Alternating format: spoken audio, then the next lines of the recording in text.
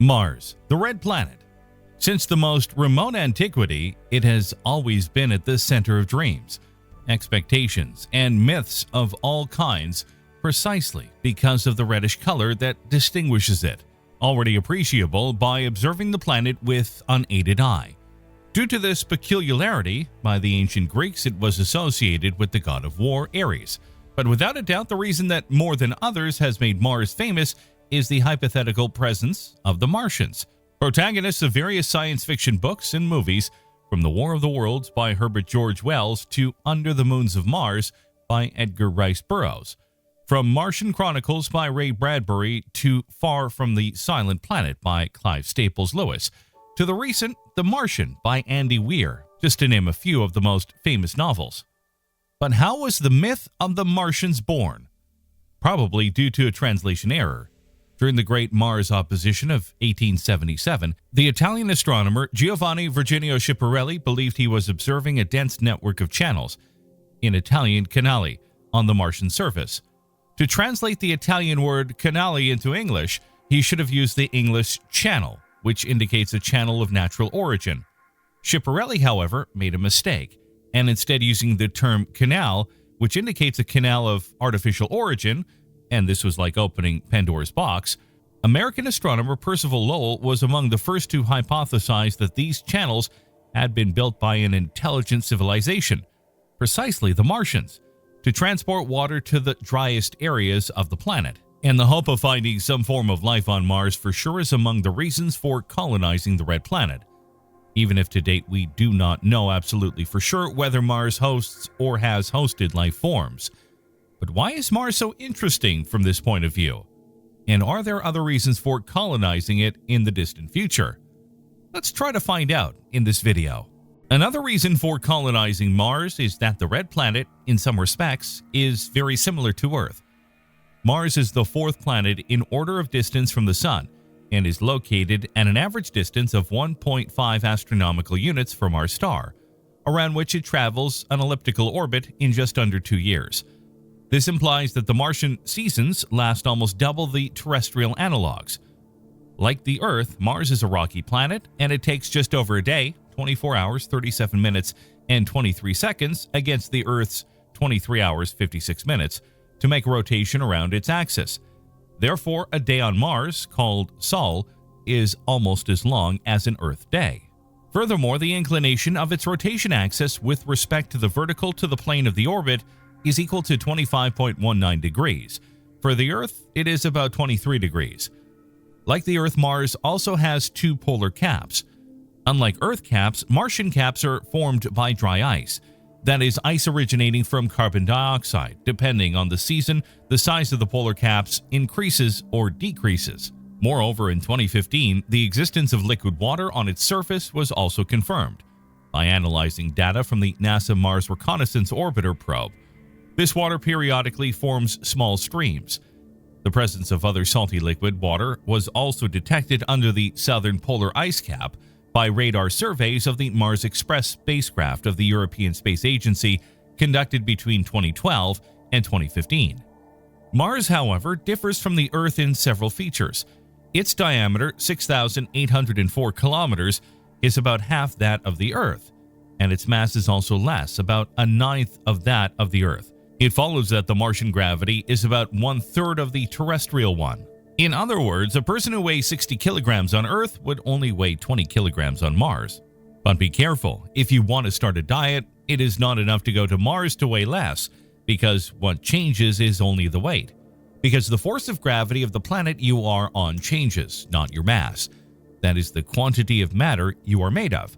Being the mass of Mars smaller than that of the Earth, Mars is not able to retain a dense atmosphere.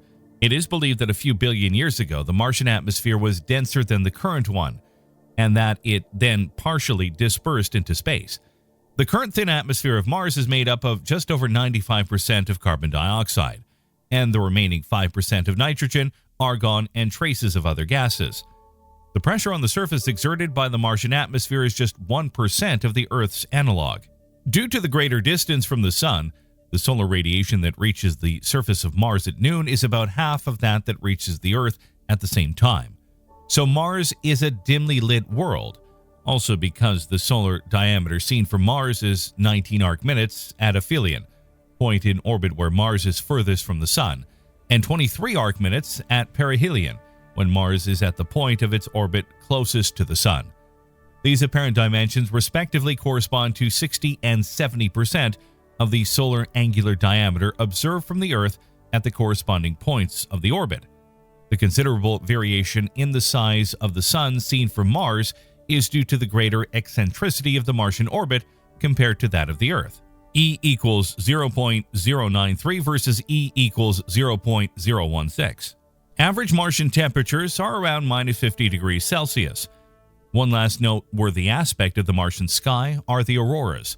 Mars does not have a magnetic field like that of the Earth, but only local residues, much weaker, linked to magnetic rocks present in the subsoil, mainly in the southern hemisphere.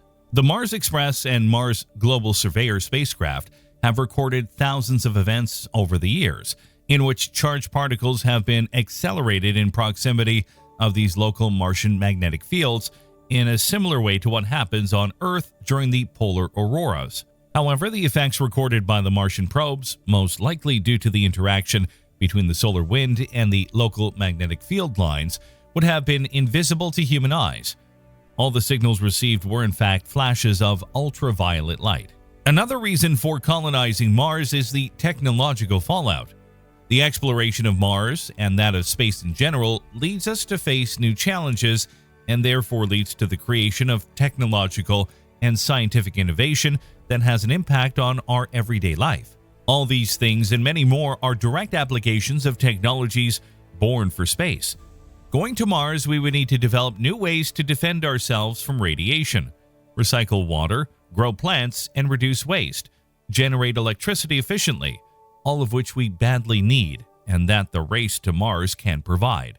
Some of these technological innovations, called spin-offs, are already all around us, without us realizing it. 1. Systems for filtering and recovering water from humidity. Deriving from the complex systems of moisture recycling on board the space station, they are the basis of the filtering mechanism of the water present in some water bottles. 2.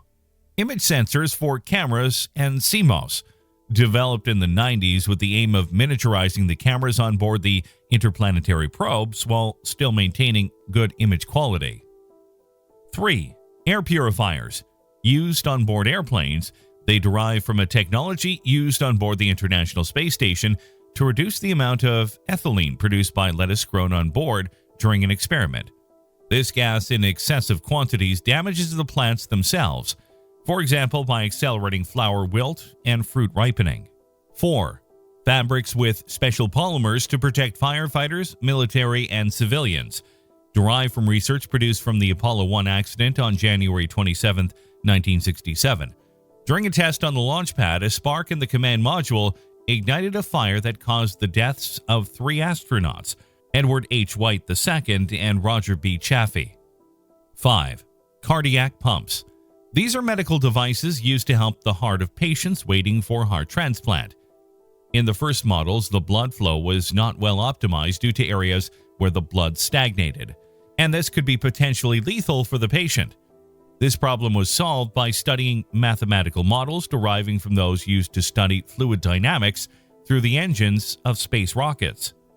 6. Optimization of the GPS signal.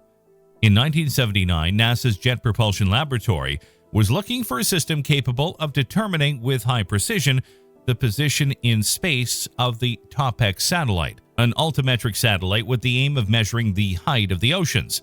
This research resulted in the development of the GPS, Inferred Positioning System and Orbit Analysis Simulation Software, abbreviated as GIPSY OASIS, which was able to determine the position of the satellite with an accuracy of 2 centimeters.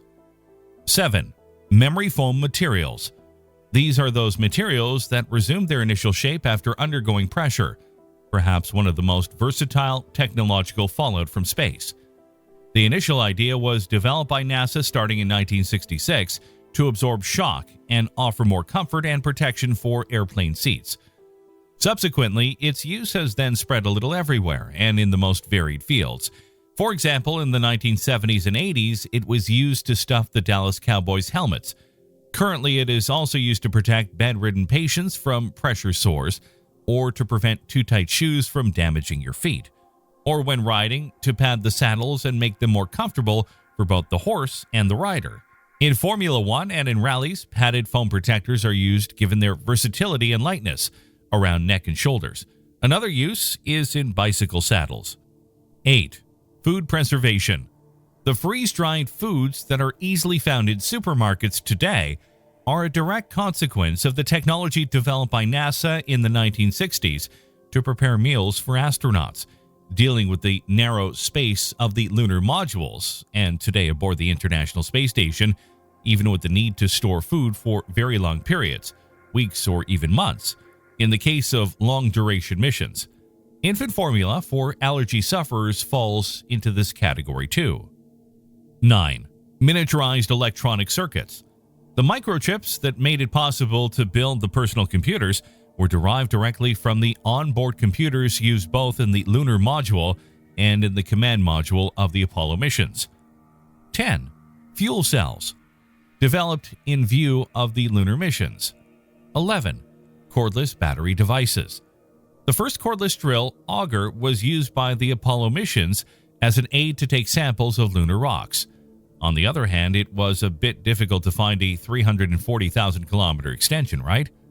And now we have them in the house to make holes in the walls to hang the ugly paintings made by your aunt. These are just a few examples of technological fallout from space, and many more could be added. Are there other reasons to colonize Mars? In addition to the possibility of escaping from apocalyptic scenarios that might one day occur on Earth, and of recovering natural resources, certainly an important motivation is the charm of the adventure itself. As stated by Konstantin Tsiolkovsky, one of the pioneers of astronautics, the man was born in the cradle, but cannot live forever in the cradle. Driven by his innate curiosity and the need to explore, man is always trying to go a little further, to go beyond his limits to make new discoveries.